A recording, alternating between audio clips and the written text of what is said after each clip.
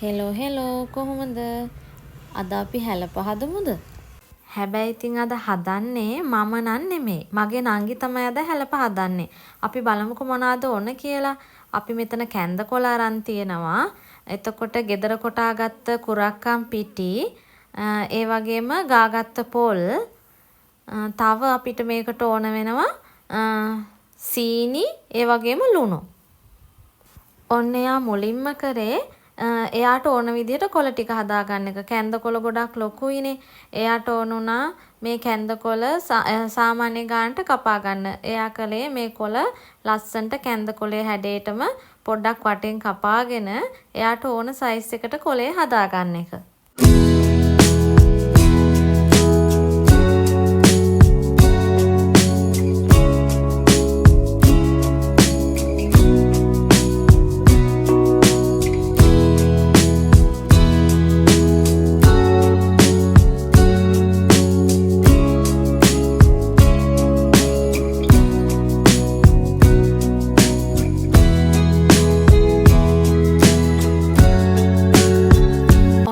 පස්සේ දිනාංගි කලේ මේ කපාගත්ත කොළ ටික එයා අතුරලා තිබ්බා මේකේ වතුර චුට්ටක් වේලෙනකම්.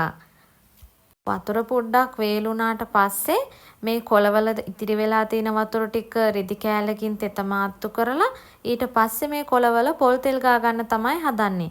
එයා කියන විදිහට කොළේ පොල් තෙල් ගෑවාම මේ හැලපේ ලස්සන්ට ගැලවෙනවා.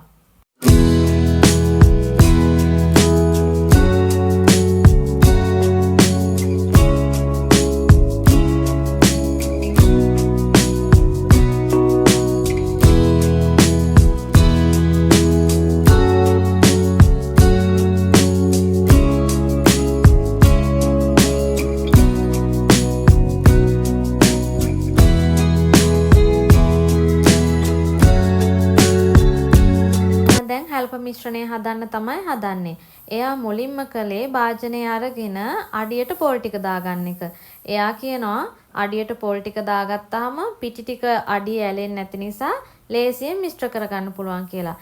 ඉතින් ඔන්න ඔය විදිහට පොල් ටික දාගෙන ඊට පස්සේ ඒක උඩට පිටි ටික දාගන්න තමයි හදන්නේ.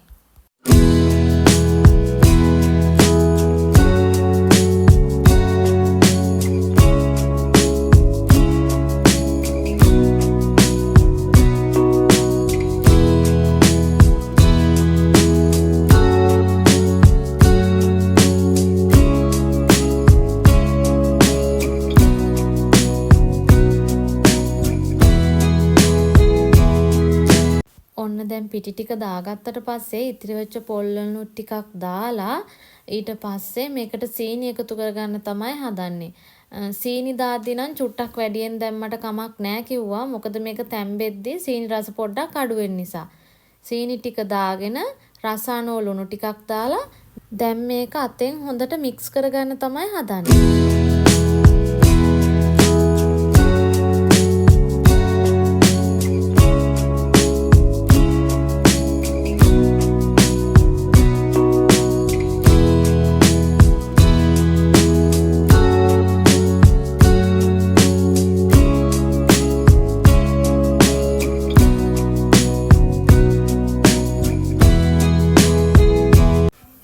නංගිට කලින් කියන්න අමතක වෙලා අපි මේකට පාන් පිටි පොඩ්ඩකුත් දාගත්තා. පාන් පිටි දාගන්නකොට හැලපේ ගොඩක් තද වෙන්නේ නැතුව මෙලෙක් විදියට හදාගන්න පුළුවන් කියලා තමයි එයා කියන්නේ. නංගි මේකට පාන් පිටි එකතු කළානේ. ඒ නිසා එයා ආපහු මේකට ඉතිරි වෙච්ච පොල් ටිකකුයි ඒ වගේම සීනි පොඩ්ඩකුයි ලුණු පොඩ්ඩකුයි එකතු කරලා ආපහු හොඳට මික්ස් කළා. ඊට පස්සේදි කලේ මේකට වතුර ටික එකතු කරලා මේක නිකන් තලපයක් වගේ අනා ගන්න එක.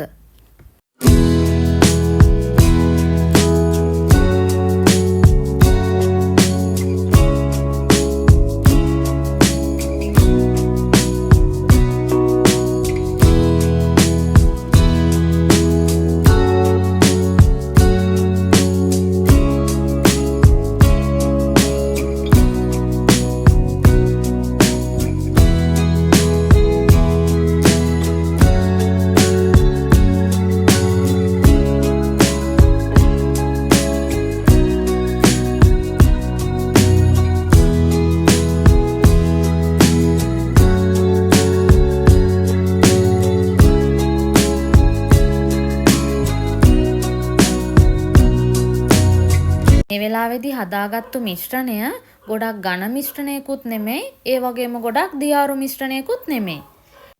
දැන් මේකෙන් එක හැලපයකට අවශ්‍ය ප්‍රමාණයට කෑලි කඩලා පොඩි බෝල හදාගන්න එක තමයි කළේ. ටික ඔක්කොම හදලා ඉවරුණාට පස්සේ මේ බෝල එකින් එක කැන්ද කොලේට තියලා ලස්සනට තුනී කරගන්නවා.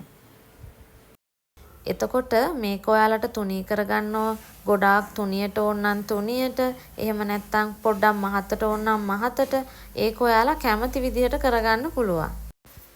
ඒ වගේම මම දැකලා තියෙනවා මේ කැන්ද කොලේ වෙනුවට කෙසෙල් කොලේ අරගෙන රවුම් කපලා ඒකේ මැද තියලත් මේ හැලප හදා ගන්නවා. කැන්ද කොල හොයාගන්න බැරි කට්ටියට ඒ විදිහට try කරන්නත් පුළුවන්. හැබැයි ඉතින් කැන්ද කොලෙන් එන සුවඳ කෙසෙල් කොලෙන් එන සුවඳට වඩා ගොඩක් වෙනස්. හැලප ඉතින් එක එක පැතිවල එක එක විදියටනේ හදන්නේ. සමහරු මේක පොල් දාලා පැණි හදලා අර හැඳි ගාලා කැවුම් හදනවා වගේ ඒ විදියට හදලා තුනී කරලා ගන්නවා. ඒ වගේම තමයි මේක මැදට පොල් පැණි දාලා හදනවා. එක එක විදියට හැලප හදනවා. ඉතින් මේ අපේ නංගි හැලප හදන විදිහ.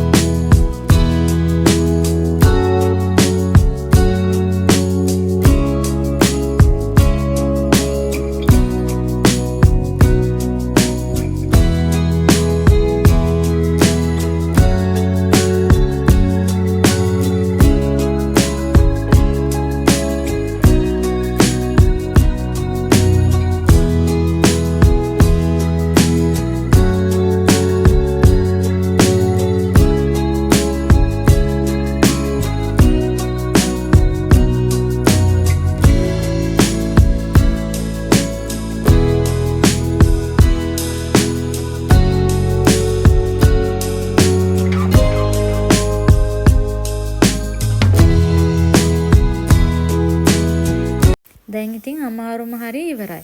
දැන් තියෙන්නේ ස්ටීමරේට වතුර ටිකක් තියලා හැලප ටික තම්බ ගන්න එක. මේ විදිහට හැලප ටික විනාඩි 30ක් 40ක් විතර ස්ටීමර් එකට දාලා තම්බ ගත්තා. මේක ඉතින් තැම්බෙනකොට මුළු ගෙදරම සුවඳයි. මේ බලන්නකෝ අපි තම්බගත්ත හැලප ටික. ඇත්තටම මේක ගොඩාක් රසට තිබුණා. නංගි හදපු හැලපයක රස බලන ගමන් අදට මම ගිහින් එන්නද? යන්න කලින් හැමෝගෙම ආදරෙන් ඉල්ලනවා මගේ channel එකේ වීඩියෝස් බලන්න, වීඩියෝස් වලට කමෙන්ට් කරන්න, ලයික් කරන්න, ඒ වගේම මගේ channel එක subscribe කරන්නත් අමතක කරන්න එපා. එහෙනම් හැමෝටම සුබම සුබ දවසක්.